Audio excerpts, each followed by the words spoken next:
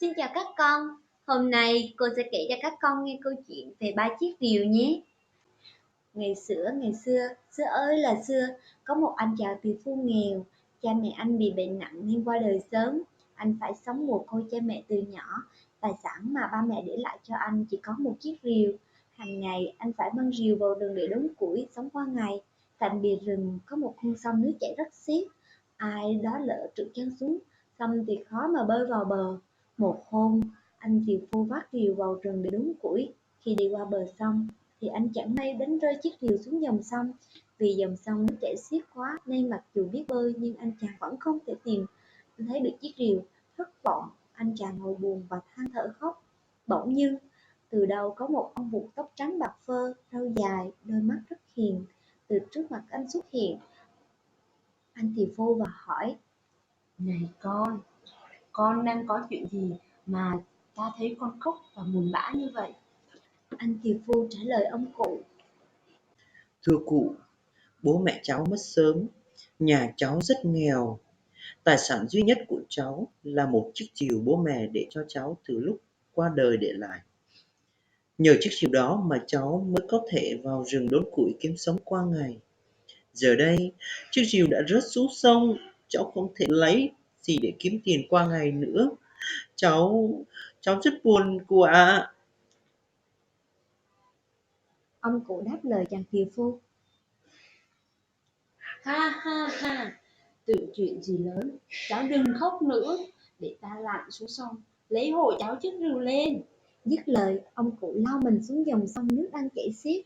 Một lúc sau, ông cụ ngoi lên hỏi mặt nước, tay cầm một chiếc rìu bằng bạc sáng lóa, và hỏi anh chàng tiều phu: Đây có phải chiếc rìu mà con đã làm rơi xuống không?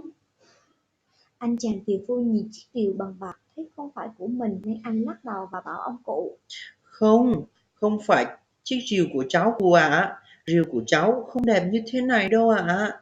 Lần thứ hai, ông cụ lại lao mình xuống dòng sông nước chảy xiết để tìm chiếc rìu cho anh chàng tiều phu. Một lúc sau, ông cụ ngoi lên khỏi mặt nước, tay cầm một chiếc rìu bằng vàng, và hỏi anh tiều phu: Đây có phải chiếc rìu của con không? Anh chàng tiều phu nhìn chiếc rìu bằng vàng sáng chói, anh lại lắc đầu và bảo: Con cảm ơn cụ, nhưng không phải chiếc rìu của con cụ ạ. Lần thứ ba, ông cụ lại lao mình xuống dòng sông. Lần này, khi lên, ông cụ cầm trên tay chiếc rìu bằng sắt của anh chàng tiều phu đánh rơi. Ông cụ lại hỏi: Vậy đây có phải là lưỡi rìu của con không? Thấy đúng là đĩa rìu của mình rồi, anh tiều phu reo lên sung sướng. À, vâng cụ, đây đúng là lưỡi rìu của con rồi. Con cảm ơn cụ đã tìm hộ chiếc rìu của con ạ. Con có cái để đốn củi sống qua ngày rồi. Ông cụ đưa cho anh tiều phu chiếc rìu bằng sắt và khen: Con quả là người thật thà, trung thực, không hề ham tiền bạc lợi lộc. Nay ta tặng thêm cho con 2 chiếc rìu bằng vàng và bạc này. Đây là quà ta tặng con cứ vui vẻ nhận. Con cảm ơn cụ ạ. Anh chàng tiều phu biết ơn đỡ lấy chiếc rìu mà ông cụ tặng và cảm tạ. Ông cụ khóa bếp và biến mất. Lúc đó anh tiều phu mới biết rằng thì ra mình đã được ông Phục giúp đỡ. Từ đó cuộc sống của anh ấm no hơn. Người hàng xóm của anh tiều phu thấy làm lạ nên qua hỏi chuyện. Anh tiều phu thật thà kể hết lại sự tình. À, chuyện là thế này, tôi đánh rơi chiếc rìu sắt thì bỗng nhiên Bụt xuất hiện đưa cho tôi cây rìu vàng và cây rìu bạc này rồi sau đó Chưa hết câu chuyện thì hắn ta bỏ về. Giọng tính tham lam, hắn ta liền nảy ra một âm mưu xấu xa. Sáng hôm sau, hắn ra bờ sông nơi anh tiều phu đã đánh rơi chiếc rìu. quẳng rìu sắt lấy rìu vàng, quẳng rìu sắt lấy rìu bạc, quẳng nè. Sau đó hắn ta làm bộ khóc.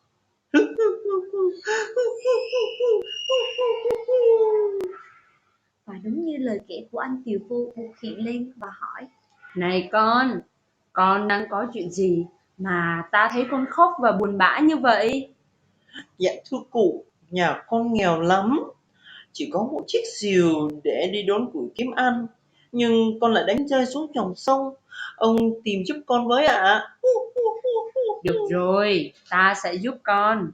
Ông buộc lặn xuống dòng sông và ngoi lên với một chiếc rìu sắt trên tay. Đây có phải chiếc rìu của con không? Ơ, tại sao lại là chiếc rìu bằng sắt nhỉ? Phải là chiếc rìu bằng vàng, bằng bạc chứ nhỉ? Hắn ta nghĩ thầm rồi chối ngay. Không, không phải ông ơi.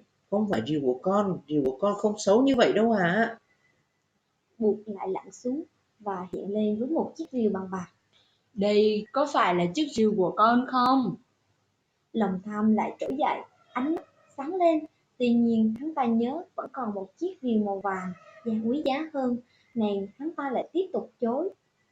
Chiếc rìu này cũng không phải của con đâu ạ. Lần này Buộc lặn xuống mang lên một chiếc rìu bằng vàng. Đây có phải là chiếc rìu của con không? À, đúng rồi, đây là chiếc rìu của con. Ông đưa nó cho con đi. Ha ha ha ha, nhà ngươi quả là tham lam và gian dối. Hãy tự đi tìm chiếc rìu của ngươi đi. Nói rồi ông Buộc biến mất cùng với chiếc rìu vàng. Vậy là lão hàng xóm tham lam không những không nhận được chiếc rìu vàng, rìu bạc mà còn mất luôn cả chiếc rìu bằng sắt. Các con có thấy anh chàng tiều phu trung thực không nào? Mặc dù chiếc rìu bằng vàng và bằng bạc rất giá trị, nhưng anh tiều phu không tham lam mà chỉ lấy chiếc rìu bằng sắt mà mình đã đánh rơi. Còn lão hàng xóm thật tham lam và gian dối, nên cái kết đã bị trừng phạt. Cô mong rằng các con phải học tập đức tính thật thà, trung thực của anh tiều phu để mọi người yêu quý nhé. Câu chuyện đến đây là hết rồi. Hẹn gặp lại các con ở những câu chuyện tiếp theo. Nhấn đăng ký kênh TML Kids để cập nhật ngay cho các bé những câu chuyện cổ tích hay và ý nghĩa các bạn nhé.